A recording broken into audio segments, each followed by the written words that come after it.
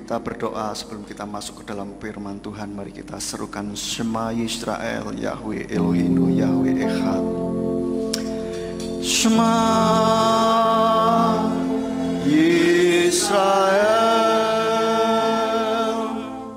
Yahweh Elohenu,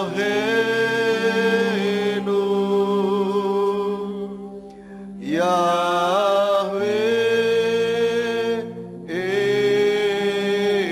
Echad. Baruch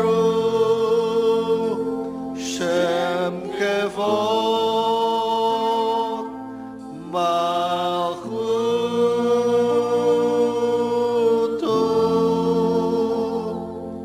Leolam Vaed. Sekali lagi, Shema Yisrael, Shema Yisrael,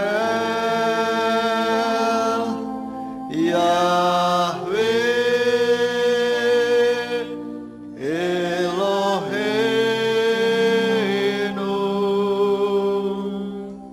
Yahweh Echad.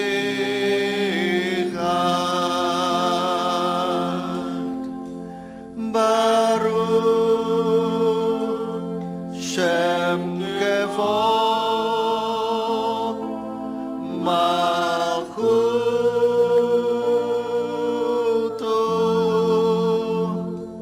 Leolam Vaed.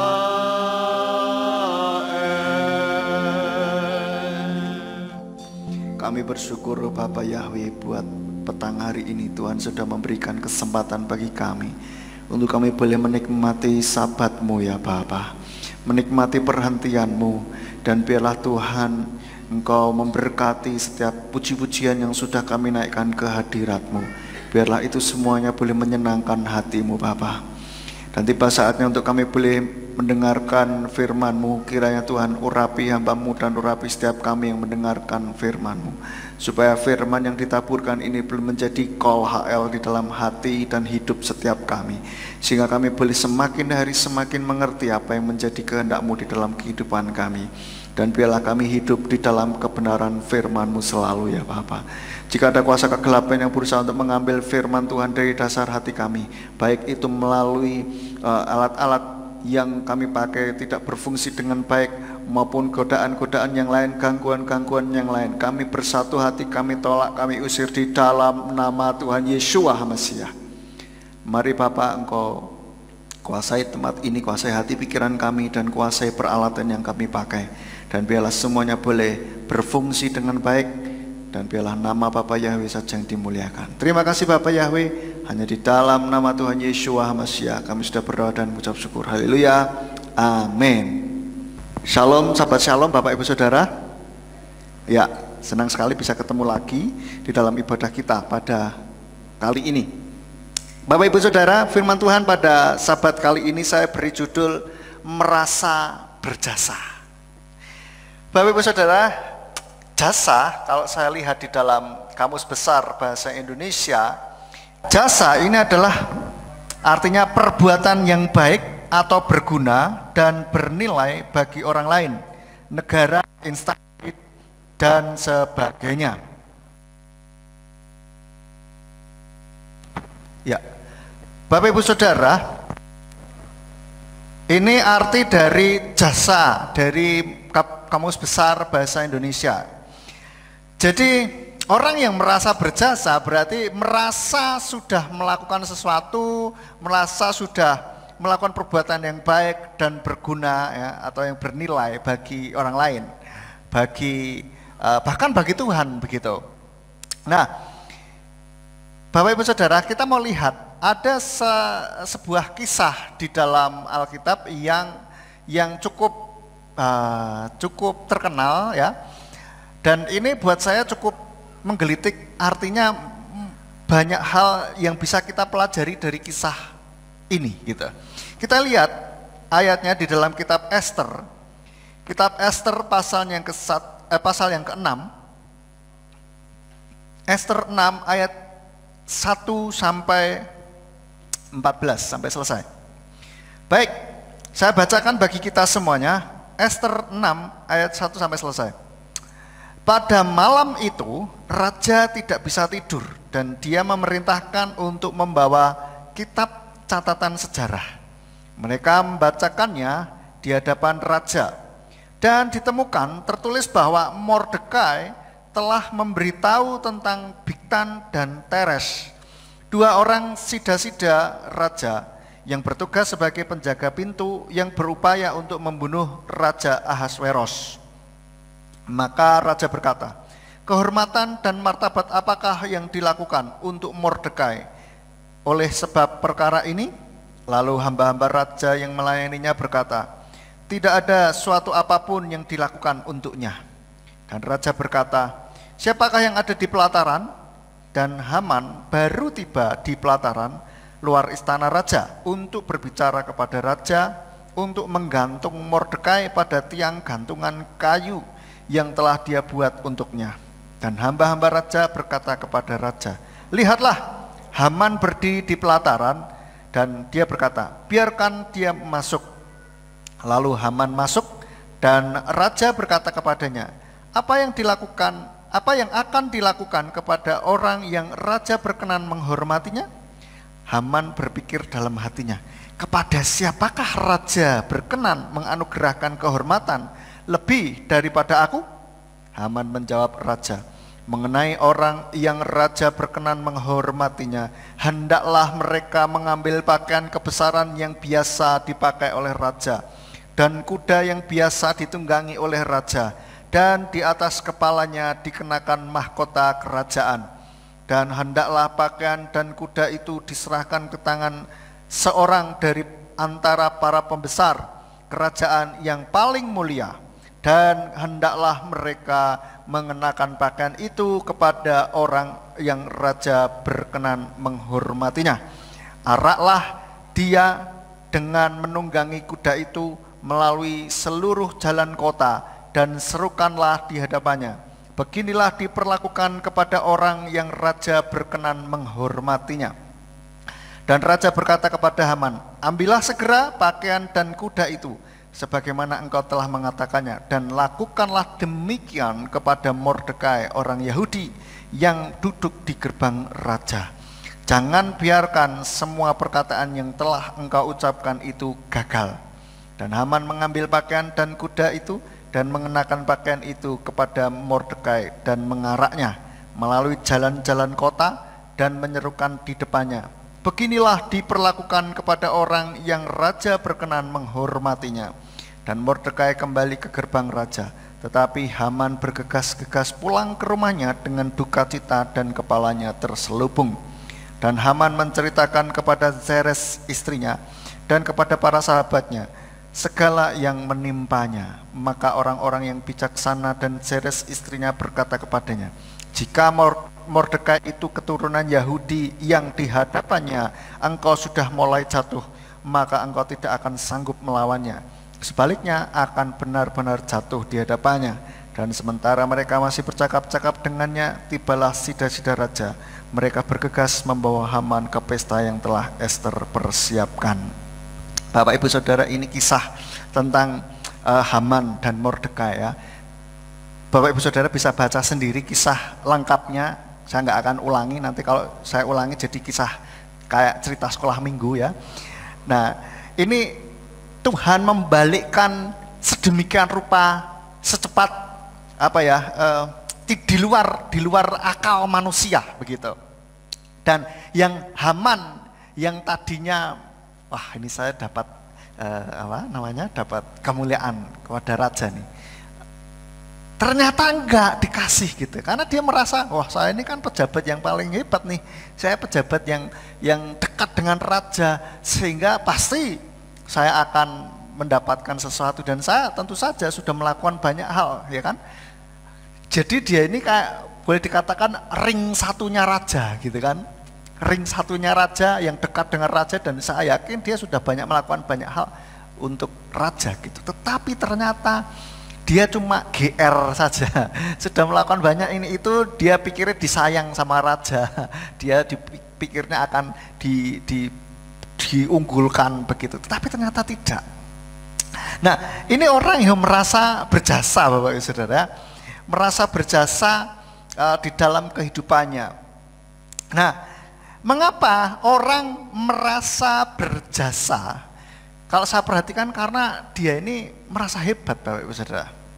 Merasa hebat, merasa wah ini loh saya, ya kan. Kalau tidak ada saya, tidak saya ini. Ya, ini perasaan seperti itu.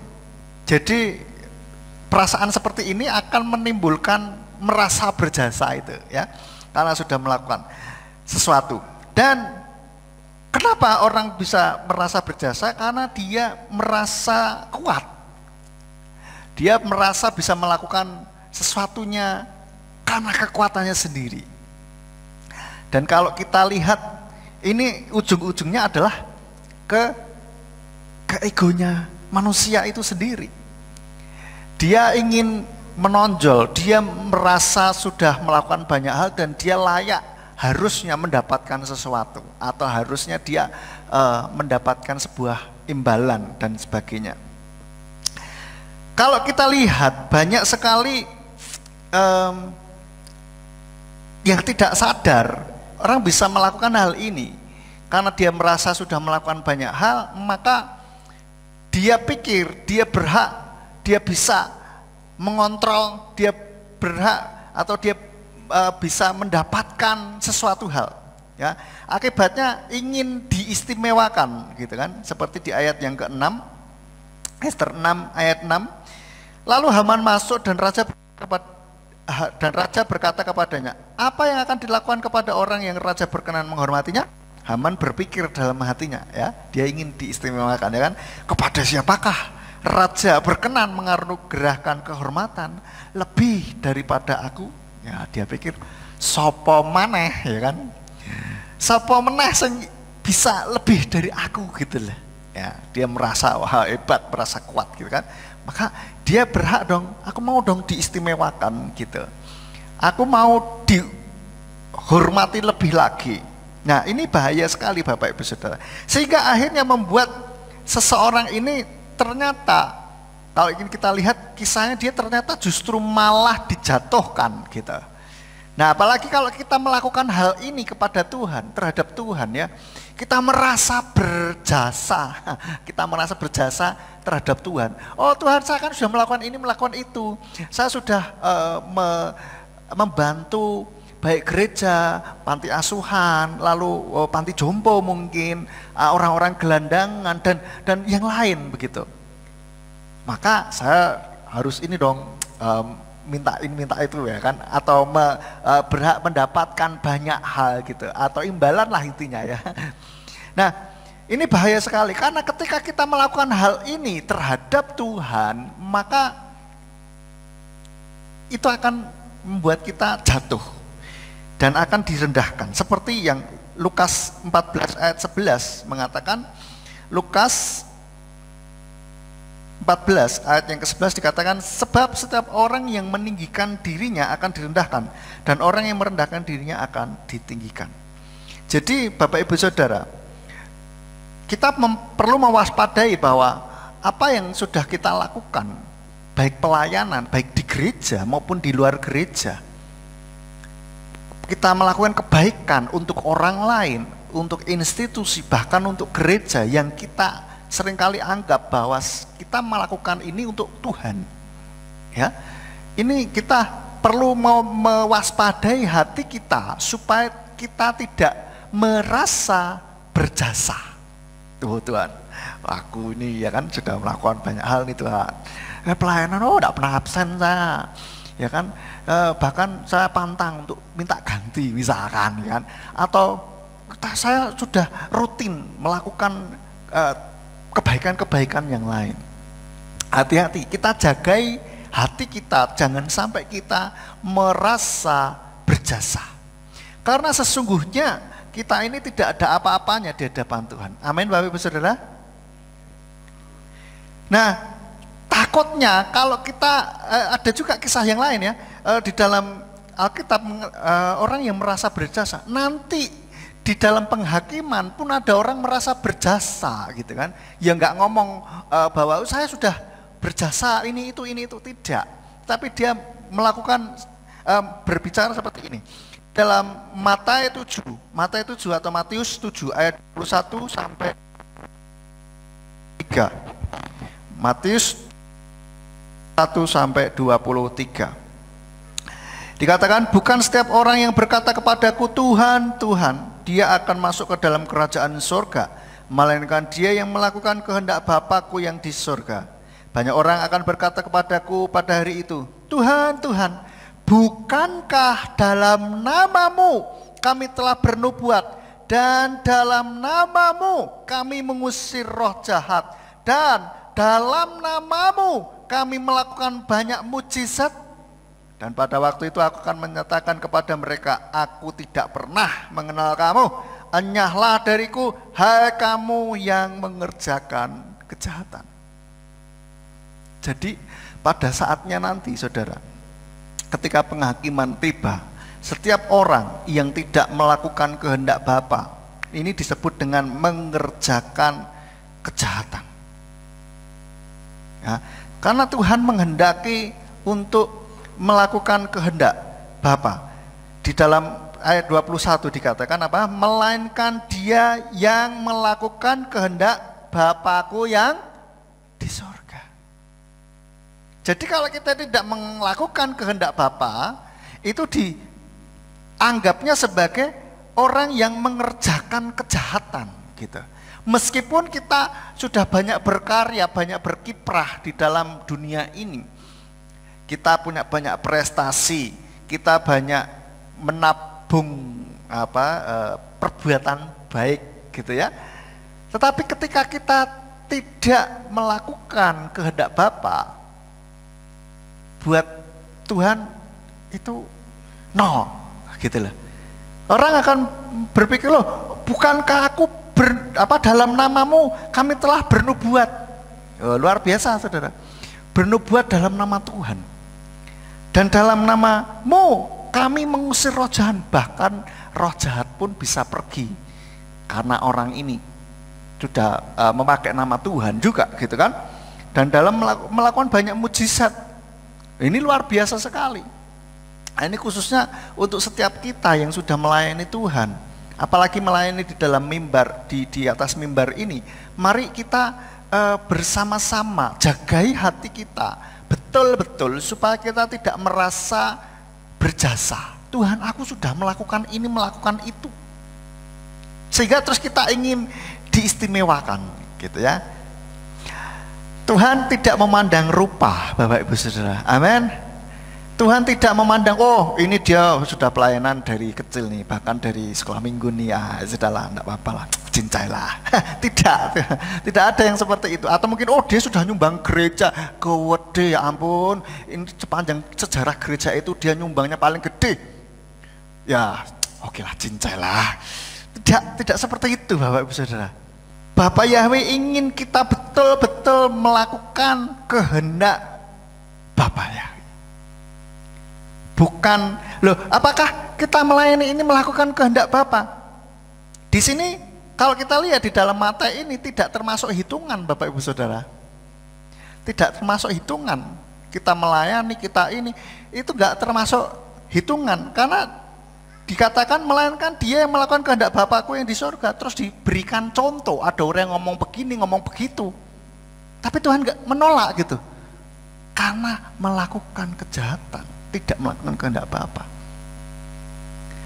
Lah terus pelayanan ini kita anggap sebagai apa? Ya, kita melayani Tuhan karena ini sebagai bentuk kasih kita kepada Tuhan. Amin. Dan bentuk rasa syukur kita kepada Tuhan, saudara. Bukan karena kita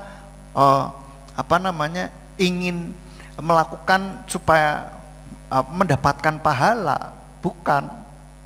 Tapi kita melayani Tuhan karena sebagai bentuk kasih kita, sebagai bentuk syukur kita di hadapan Tuhan. Dan kita perlu menyadari bahwa semuanya ini karena Tuhan. Kita bisa bernapas pun itu karena Tuhan. Amin. Apalagi kita bisa jalan, bisa melayani, bisa ini melakukan banyak hal itu karena Tuhan, bukan karena kekuatan kita sendiri. Oleh karena itu tidak layak kita merasa berjasa terhadap Tuhan. Nah, jasa kita apa? Tidak ada, saudara. Tidak ada jasa kita. Ibaratnya Tuhan, kalau kita lihat ya di dalam kisah ayat-ayat yang lain bahwa Tuhan bilang, Tuhan pun bisa membuat batu ini memuji Tuhan gitu loh. Batu-batu bisa memuji Tuhan. Jadi istilahnya gini loh, kalau orang Jawa bilang Tuhan itu nggak paten gitu, nggak paten dengan kita gitu. Kalau kita nggak mau disuruh Tuhan, nggak mau diminta untuk melayani, nggak mau, nggak masalah, oke. Tuhan nggak paten gitu. Emang siapa kita gitu kan? Maka mari kita justru kita memandang, punya mindset bahwa semua ini karena Tuhan. Kita bisa melakukan sesuatu, pelayanan itu justru karena Tuhan. Kita ini diselamatkan karena kasih-Nya, saudara, bukan karena perbuatan-perbuatan kita. Bahkan ya, kita tidak melakukan apapun, kita terus diselamatkan oleh Tuhan. Itu karena kasih Tuhan kepada kita. Amin. Bukan karena kita ini terus berbuat atau bahkan mungkin bisa menghafal Alkitab dari Kejadian sampai Wahyu. Terus kita pokoknya luar biasa. Bukan karena itu semua, saudara. Karena di dalam Titus 3, yuk kita lihat di dalam Titus 3. Titus 3 ayat 4 sampai yang ke-7. Saya bacakan Titus 3 ayat 4 sampai 7, dikatakan, namun ketika kebaikan dan kasih kepada manusia ditampakkan oleh Elohim, juru selamat kita, bukan atas dasar perbuatan-perbuatan yang ada dalam kebenaran yang telah kita lakukan, melainkan berdasarkan rahmat-Nya Dia telah menyelamatkan kita melalui permandian kelahiran kembali dan pembaruan Roh Kudus yang telah Dia curahkan atas kita dengan limpah melalui Yeshua HaMasyiah juru selamat kita, supaya setelah dibenarkan oleh anugerah itu kita dapat menjadi ahli waris berdasarkan pengharapan akan hidup yang kekal.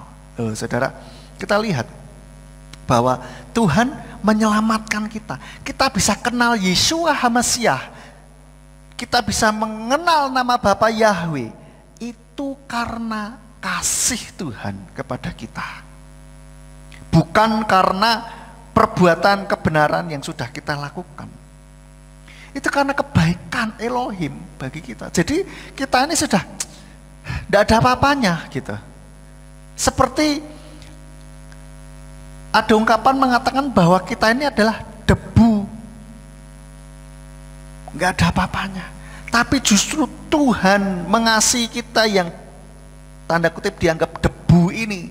Ini luar biasa kasih-Nya. Oleh karena itu mari kita lebih sungguh-sungguh lagi. Dan ketika kita melakukan untuk Tuhan, itu sebagai bentuk kita mengasihi Tuhan. Sebagai bentuk kita ini ucapan syukur kita kepada Tuhan. Bukan karena, saya tak melayani supaya saya mendapatkan berkat atau supaya saya selamat. Tidak. Mari kita bersama-sama setting di dalam pikiran kita bahwa kita melayani Tuhan ini karena mengasihi Tuhan. Bahkan kita berbuat baik pun itu juga sebagai bentuk kita mengasihi Elohim. Berbuat baik kepada sesama, kepada orang-orang di sekitar kita, itu sebagai bentuk kasih kita kepada Elohim. MK yang kemarin kita bahas bahwa ada yang kurang dari orang muda itu. Saya sudah melakukan ini itu, tetapi dia kurang apa? Kasih terhadap sesama. Nah, saudara, itu kita perlu masukkan di dalam pikiran dan hati kita bahwa kita ini semuanya karena kasih Tuhan. Bahkan diselamatkan pun itu karena kasih Tuhan, bukan karena perbuatan kita. Kita loh tidak melakukan apa-apa, tetapi itu inisiatif dari Tuhan sendiri. Kasihan ini manusia kalau tidak diselamatkan. Ya. Oke, yang kedua, yang selanjutnya, sadari bahwa kita ini dipanggil karena Tuhan punya rencana bagi hidup kita. Kita dipanggil oleh Tuhan, kita bisa mengenal Tuhan, ya kan?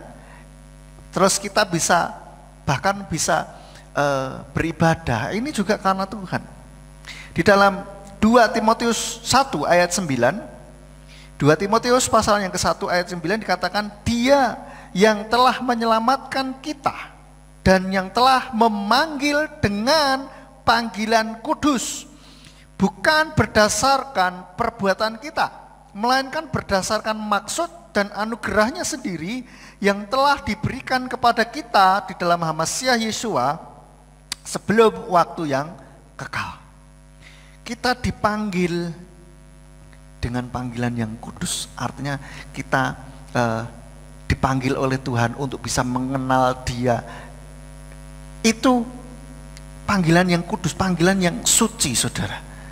Itu karena kasih Tuhan juga kepada kita, bukan karena kita baik, enggak, saudara. Jadi kita enggak ada apa-apanya, enggak ada apa-apanya di hadapan Tuhan ini. Maka mari kita lebih lagi melayani dengan sungguh-sungguh. Kita lebih lagi berbuat baik, lebih lagi, saudara. Dan kita menjagai hati kita, supaya hati kita ini boleh tetap tulus di hadapan Tuhan. Kita menjaga hati kita bahwa kita melayani ini karena kita mengasihi Tuhan. Lalu selanjutnya, dan juga bahkan kita bisa berbuah-buah dengan talenta kita. Kita bisa melakukan banyak hal, bahkan kita punya talenta lebih banyak gitu ya, punya keterampilan, skill lebih dari yang lain, punya banyak begitu, multi talenta orang bilang, katakan seperti itu. Itu juga karena Tuhan, bukan karena kemampuan kita. Amin. Bukan karena kemampuan kita. Ya, dikatakan di dalam Yohanan 15 ayat yang ke-16.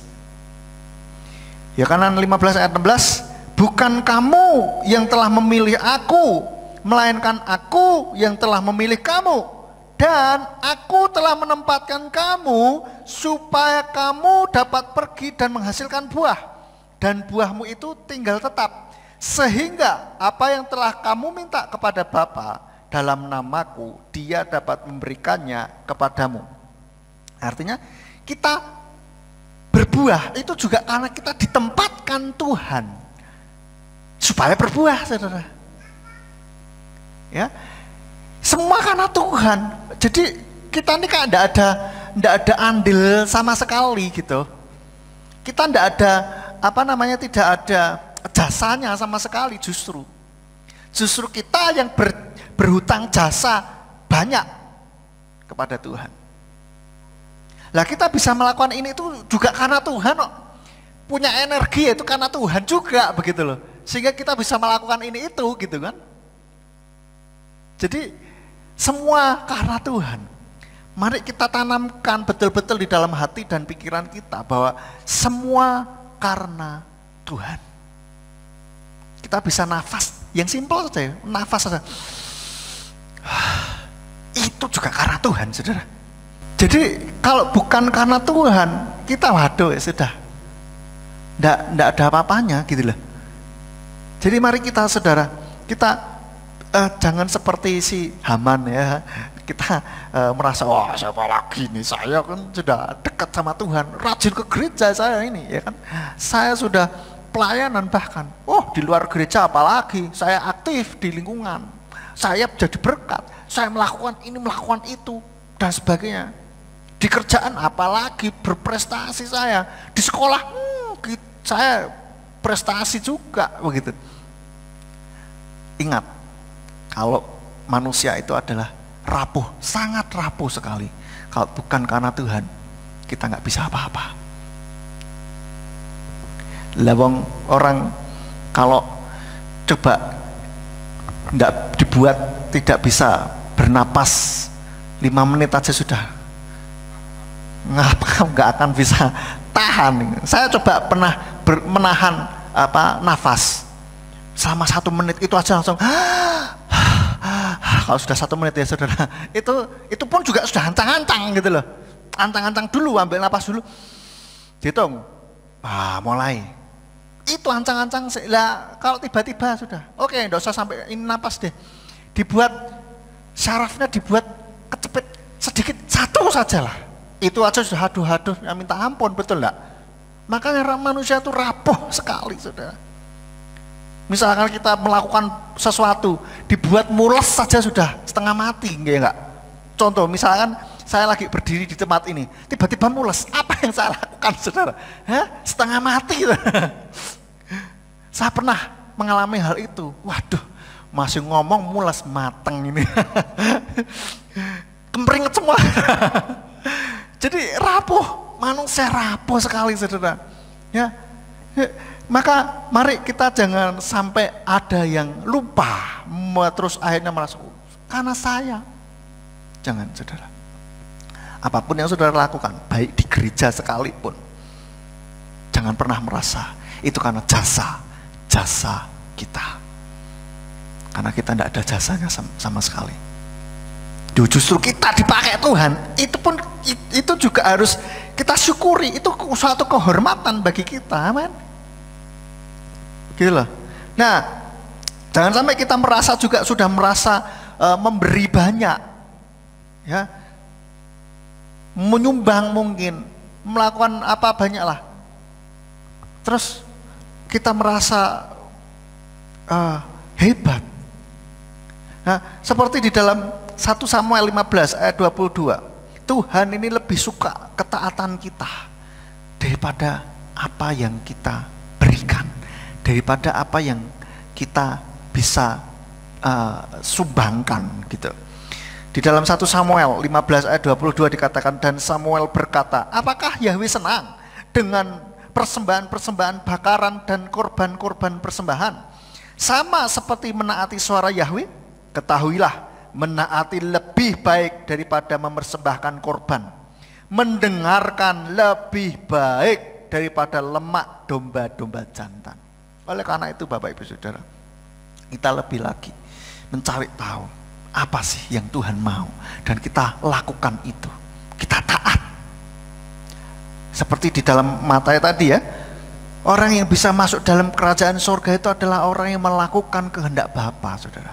Jadi jangan merasa wow, ya, merasa wow kalau sudah bisa ini bisa itu.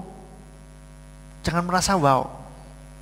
Tetapi kita cek apakah kita betul-betul sudah melakukan kehendak Bapa. Nah, kehendak Bapa yang mana? Banyak ya yang ada di Alkitab ini. Sudah perintah-perintah Bapa itu, mengasihi sesama juga. Apakah kita sudah mengasihi lebih lagi kita kepada sesama? Kadang-kala orang lupa mengasihi Bapa saja, mengasihi Tuhan tok. Kita lupa dengan yang lain. Jadi seperti pertapa gitu kan. Pokoknya vertikal terus, tanpa berbuat sesuatu untuk yang lain. Kita tidak menunjukkan kasih kita, kepedulian kita pada sesama. Nah ini loh.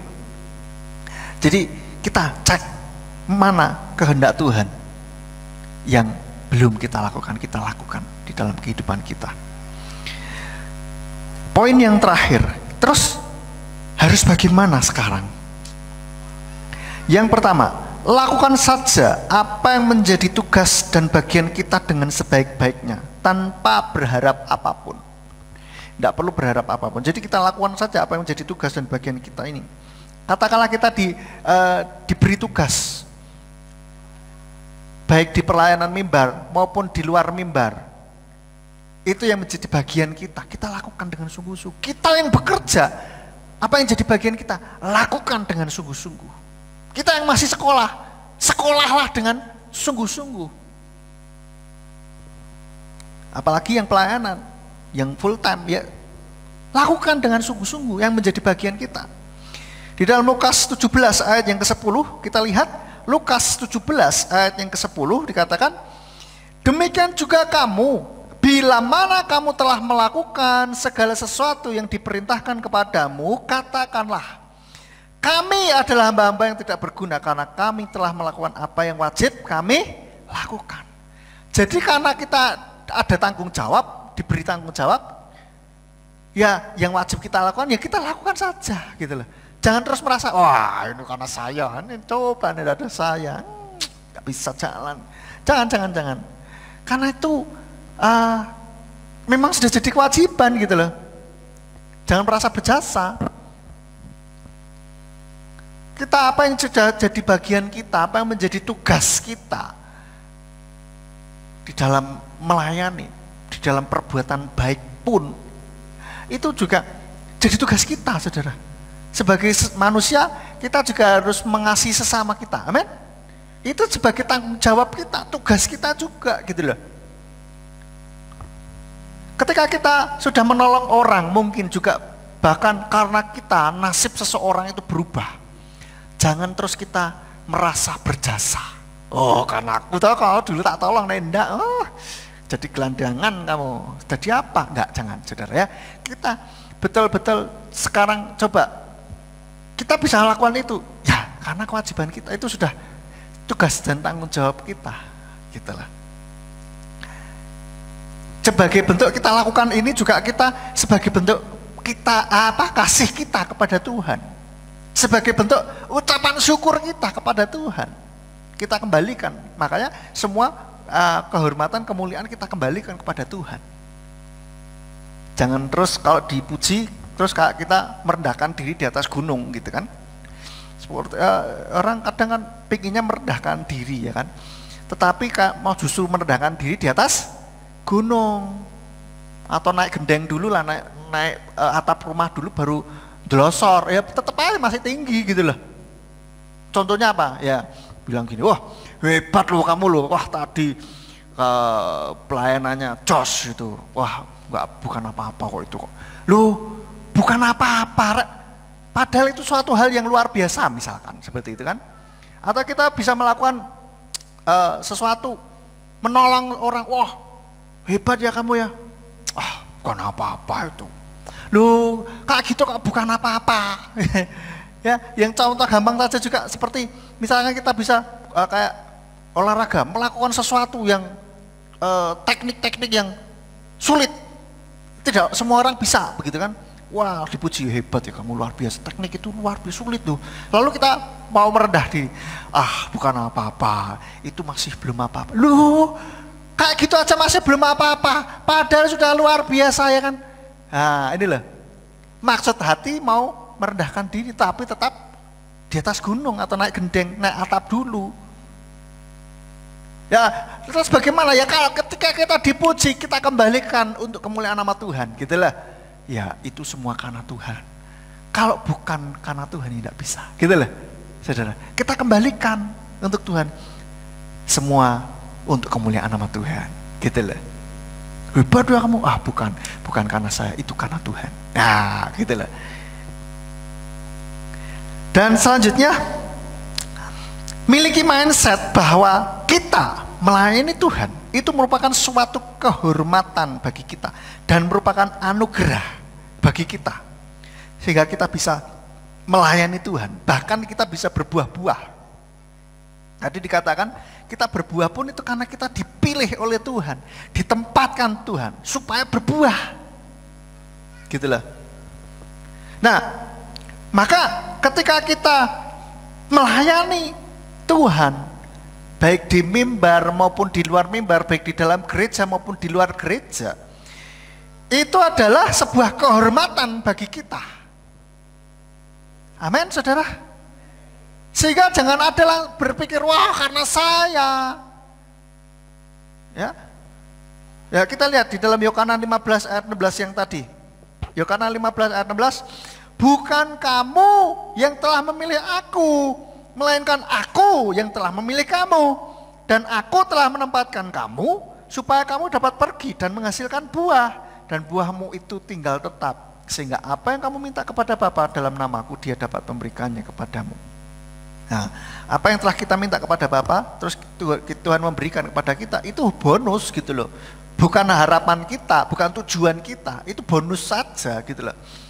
Jadi, mari kita melayani Tuhan. Anggap itu sebagai kehormatan, betul-betul kehormatan. Maka layanilah dengan sungguh-sungguh, terutama para pelayan mimbar. kita semuanya di sini, saya tidak ngomong untuk 1-2 orang, termasuk saya ini ya, semuanya yang melayani, bahkan dapat kesempatan untuk melayani baik di atas mimbar atau di luar mimbar. Lakukan dengan sungguh-sungguh karena itu merupakan sebuah kehormatan bagi kita. Kehormatan bagi kita. Maka ketika kita melakukan ini sebagai kehormatan, maka kita lakukan dengan sungguh-sungguh. Lakukan dengan sebaik-baiknya. Nah, coba saja kalau saudara diberi kehormatan untuk simpel saja, contohnya untuk masak bagi Pak Presiden, mau dibawa ke istana. Saudara kira-kira anggap saja kita bisa masak semua lah ya, anggap saja begitu. Apa yang kita lakukan? Senang enggak? Senang, dan kita akan masak dengan sebaik-baiknya, betul ya? Wah, sampai mungkin ya dibuat bagaimana, pokoknya bener-bener the best gitu loh, yang terbaik dari kita. Karena kita merasa ini satu kehormatan gitu loh. Nah, demikian pula kita ketika kita melayani Tuhan, mari kita lakukan dengan sebaik-baiknya karena ini merupakan kehormatan bagi kita. Melayani Raja di atas segala raja. Raja semesta alam, Tuhan semesta alam. Suatu kehormatan, saudara. Kita dalam pekerjaan kita pun, saudara bekerja dimanapun, lakukan dengan sebaik-baiknya. Karena itu merupakan juga sebuah kehormatan bagi kita. Untuk kita bisa berbuah-buah di dalam apa yang kita lakukan di dalam hidup kita. Jadi jangan terus melayani atau mengerjakan sesuatu yang ada di dalam pekerjaan kita leda-ledi gitu loh. Leda-ledi itu apa bahasa Indonesianya ya? Apa Pak? Leda-ledi Pak? Ogah-ogahan, semau sendiri. Aku kan maunya begini. Kamu mau nggak? Nggak mau ya wes. Loh, ini merasa berjasa, saudara. Merasa kalau nggak ada dia nggak bisa gitu loh. Loh, kita kalau tidak diberi kesempatan itu kita juga nggak akan bisa melakukan kok. Karena Tuhan mengasihi kita, memilih kita, memberi kepercayaan pada kita, maka kita lakukan dengan sungguh-sungguh. Bekerjalah dengan sungguh-sungguh, itu sebuah kehormatan. Banyak orang ingin bekerja, tetapi tidak mendapatkan. Banyak. Maka kita yang sudah dapat pekerjaan, kerjalah dengan sungguh-sungguh. Jangan leda-lede.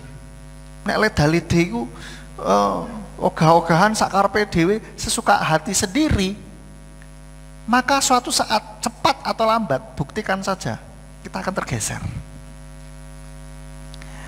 Kita buka usaha sendiri pun demikian, lakukan dengan sungguh-sungguh. Banyak loh orang ingin buka usaha sendiri tapi gak bisa. Baik itu usaha berjualan maupun kita menjual jasa, lakukan dengan sungguh-sungguh, dengan segenap hati kita. Karena itu yang Tuhan mau. Itu kehormatan juga bagi kita. Tidak semua orang punya kesempatan seperti kita. Saudara yang masih sekolah, masih kuliah, lakukan dengan sungguh-sungguh, jangan leda-lede. Dikasih tugas, lakukan dengan sungguh-sungguh. Banyak orang pingin kuliah, enggak bisa loh. Ya kan? Kita yang dapat kesempatan sekolah kok leda-lede, menganggap remeh. Ya?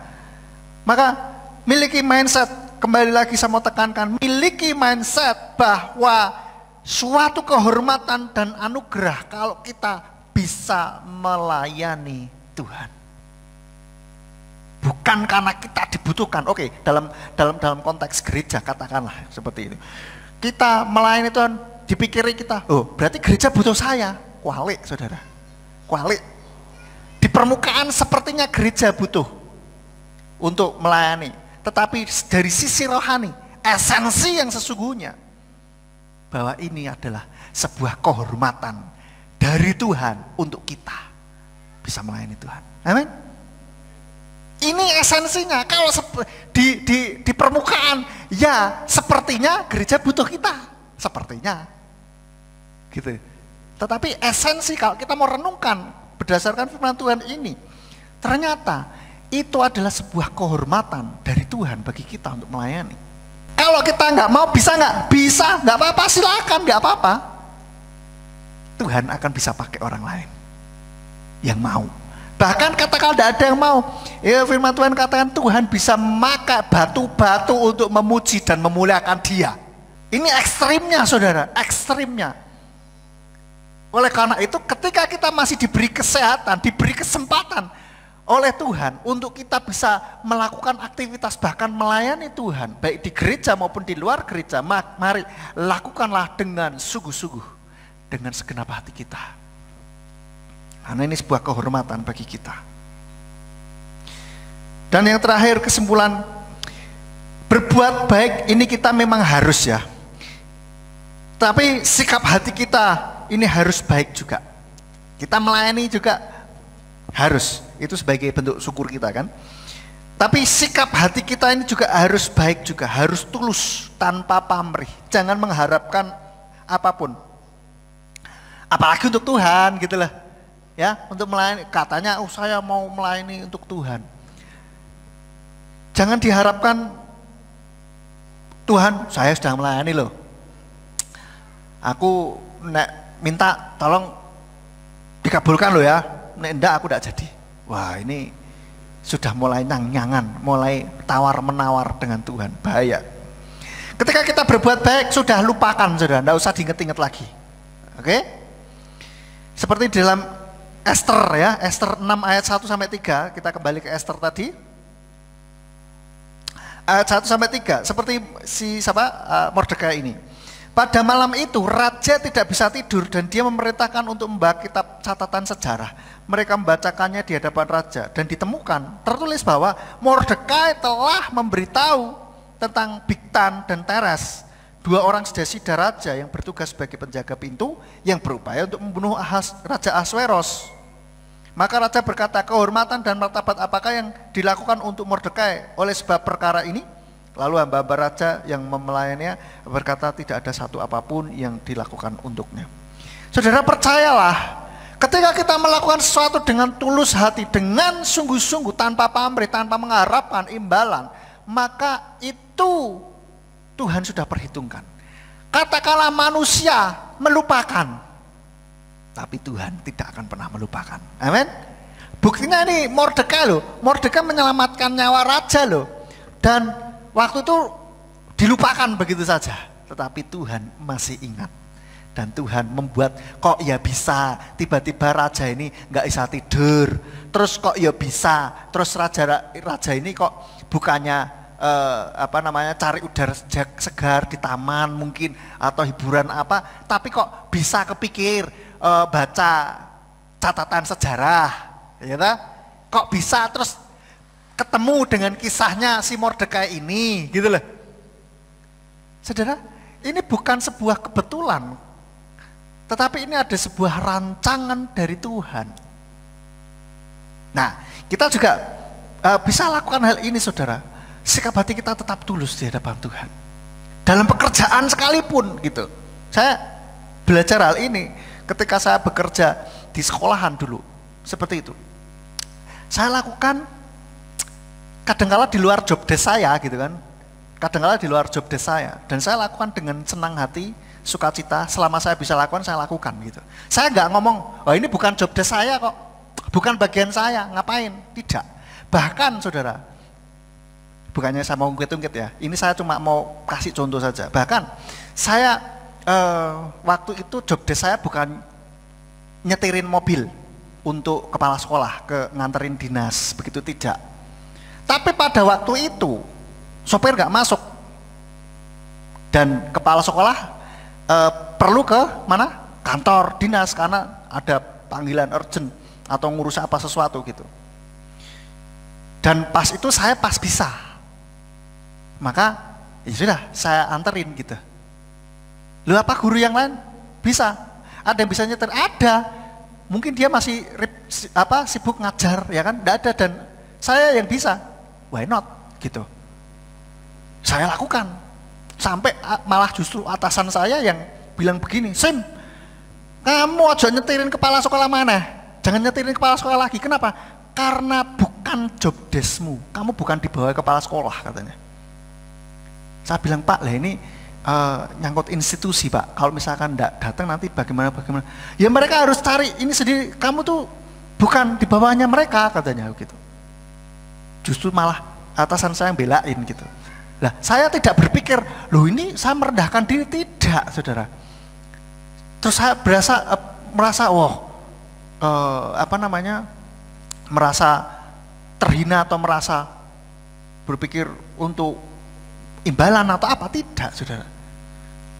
Saya berpikir ini untuk kepentingan bersama institusi gitu. Kalau tidak disegera, maka nanti berdampak institusi. Jadi saya bisa, kenapa tidak saya lakukan gitu loh. Nah, maka ketika ini saya juga seringkali ngomong kepada guru-guru waktu itu, mari katakanlah bukan job desk kita, tapi kalau kita bisa lakukan untuk kebaikan institusi, why not gitu, kita lakukan. Contoh. Kalau keluar kalau lewat mau pulang sekolah atau lewat ke sebuah kelas gitu kan, atau sebuah ruangan, lampu nggak dimatikan, padahal sudah selesai semua, murid-murid nggak ada, matikan dong. AC masih nyala, padahal sudah selesai semua, inisiatif matikan dong, gitu loh. Jadi bukan pakai kacamata kuda. Oh, tugas saya ini kok, saya tugas itu disuruh tuh, ya enggak mau saya.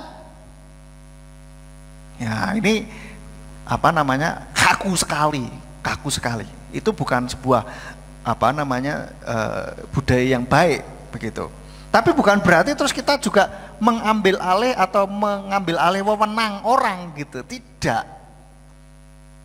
Contohnya bukan bagian, misalkan saya kalau di dalam sekolah ya, saya pernah nemuin ada anak yang nakali temennya gitu kan. Bukan saya mengambil alih menghukum anak itu bukan bagian saya.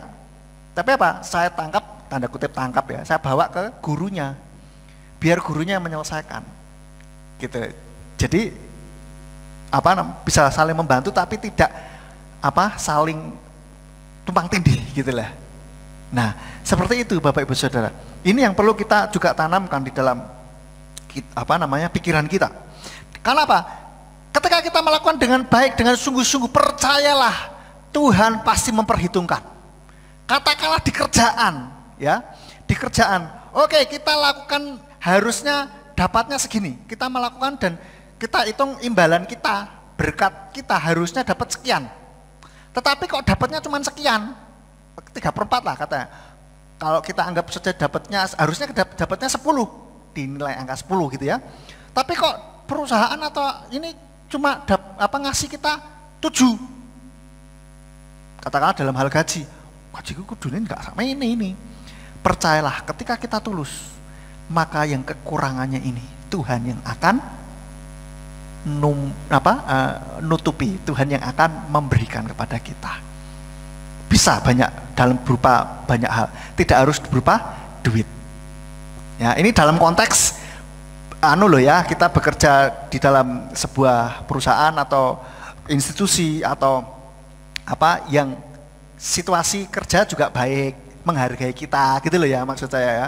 Tapi kalau dalam konteks perusahaan sudah tidak manusiawi sama kita, memeras kita, buat kita jadi sapi perah, ya lain lagi. Terus ada perusahaan lain yang mau memberi gaji kita lebih tinggi, lebih menghargai kita, ya itu beda masalah gitu loh. Tapi maksud saya dalam kondisi yang ini gitu loh, kita mungkin lembur-lembur titik sedikit, oke lah, tidak usah terlalu perhitungan gitu kan. Karena ketika kita perhitungan, maka akan diperhitungkan sungguhan gitu. Ada orang yang pernah datang sama saya waktu saya masih kerja, Mister, saya kalau telat dipotong, tapi kalau saya lembur saya nggak dihitung. Oh, mau dihitung? Ya sudah. Saya bilang sama atasan saya, gimana nih Pak? Tak hitung sisan tak? Hitung-hitungan, bener-bener hitung-hitungan nih. Ya malah rugi gitu loh. Ininya siapa? Gurunya. Jadi saudara, mari kita lakukan segala sesuatunya itu dengan sebaik-baiknya. Kalau kita berbuat baik, melakukan sesuatu, atau memang berjasa kepada orang lain, kita jangan ingat-ingat. Tetapi ketika ada orang lain yang berbuat baik kepada kita, berjasa sama kita, kita ingat-ingat jasanya. Dan terakhir, kita berbuat baik bukan karena kita supaya masuk surga, tetapi sebagai bentuk kasih dan syukur kita karena Tuhan sudah menyelamatkan kita. Ayat yang terakhir saya mau ajak kita baca di dalam Matius 5 ayat 16. Matius 5 ayat 16, demikian hendaklah terangmu bercahaya di hadapan manusia, sehingga mereka dapat melihat perbuatanmu yang baik dan memuliakan Bapamu yang di surga. Jadi kita berbuat baik, kita melakukan semuanya tujuannya untuk kemuliaan nama Tuhan, bukan untuk kemuliaan kita sendiri. Amin. Kiranya firman Tuhan kali ini boleh menjadi call HL, menjadi membuat penerangan di dalam pikiran dan hati kita, sehingga kita boleh semakin hari semakin menyenangkan Bapa Yahweh. Mari kita tundukkan kepala, kita akhiri ibadah sahabat kita. Mari kita bangkit berdiri. Maha kuasa Bapa Yahweh Elohim yang kami sembah di dalam nama Yeshua HaMashiach, kami bersyukur Tuhan buat firman yang sudah kami dengar pada petang hari ini. Biarlah firman ini boleh menjadi penerangan di dalam hati dan pikiran kami, supaya kami boleh semakin tulus di hadapan-Mu, semakin bersungguh-sungguh di hadapan-Mu, melakukan yang terbaik bagi Engkau ya Bapa. Dan jauhkan dari kami perasaan merasa berjasa ataupun merasa hebat, jauhkan itu semua. Tapi biarlah kami boleh merendahkan diri di hadapan-Mu, karena semuanya itu karena Engkau Tuhan. Kalau bukan Tuhan yang memberikan anugerah dan kasih-Mu kepada kami, kami tidak bisa berbuat apa-apa, dan kami bukan apa-apa ya Bapa. Terima kasih Bapa Yahweh, meteraikan firman ini di dalam hati dan pikiran kami, sehingga semakin hari hati kami, iman kami semakin dewasa di dalam Tuhan, semakin menyenangkan hati-Mu di dalam hidup kami sehari-hari ya Bapa. Terima kasih Bapa Yahweh. Dan bila sebentar kami akan pulang, Engkau memberkati juga setiap kami yang sudah hadir pada petang hari ini, baik di tempat ini maupun dimanapun kami menyimak firman Tuhan ini, baik melalui radio maupun YouTube maupun media yang lain. Tuhan yang memberkati juga anak-anak-Mu yang sudah bertugas pada petang hari ini. Tuhan yang juga memberkati mereka lebih lagi. Berkati supaya kehidupan kami, pelayanan kami ini boleh semakin menyenangkan hati-Mu ya Bapa Yahweh. Terima kasih Bapa Yahweh. Kami akan pulang, kami mohon penyertaan para malaikat-Mu untuk menjaga dan melindungi sepanjang perjalanan. Biarlah kami boleh sampai di rumah dengan selamat. Kami akan menerima berkat-Mu. Biarlah Tuhan yang berkenan menurunkan berkat-Mu atas setiap kami. Mari kita angkat kedua belah tangan kita kepada Tuhan dan kita terima berkat. Yefarika Yahweh Yesemerika, Bapa Yahweh memberkati engkau dan memelihara engkau. Yair Yahweh panau eleha wikunika, Bapa Yahweh menyinari engkau dengan wajahnya dan memberi engkau anugerah. Yisa Yahweh panau eleha wayasem leka shalom, Bapa Yahweh menghadapkan wajahnya kepadamu dan memberi engkau damai sejahtera. Diberkatilah engkau di kota dan diberkatilah engkau di ladang. Diberkatilah buah kandunganmu, hasil bumimu dan hasil ternakmu, yakni anak lembu sapimu dan kandungan kambing dombamu. Diberkatilah bakulmu dan tempat adonanmu. Diberkatilah engkau pada waktu masuk dan diberkatilah engkau pada waktu keluar. Sekarang pulanglah dan terimalah berkat kasih Bapa Yahweh Sang Pencipta, kasih karunia Adonai Yeshua Mesias Sang Penebus jiwa, dan Ruach Kodes menyertai saudara sekalian sampai Maranatha. Adonai Yeshua datang kembali untuk yang kedua kali dan mengangkat kita semuanya. Haleluya. Amin. Sahabat Shalom, selamat malam. Bapa Yahweh memberkati.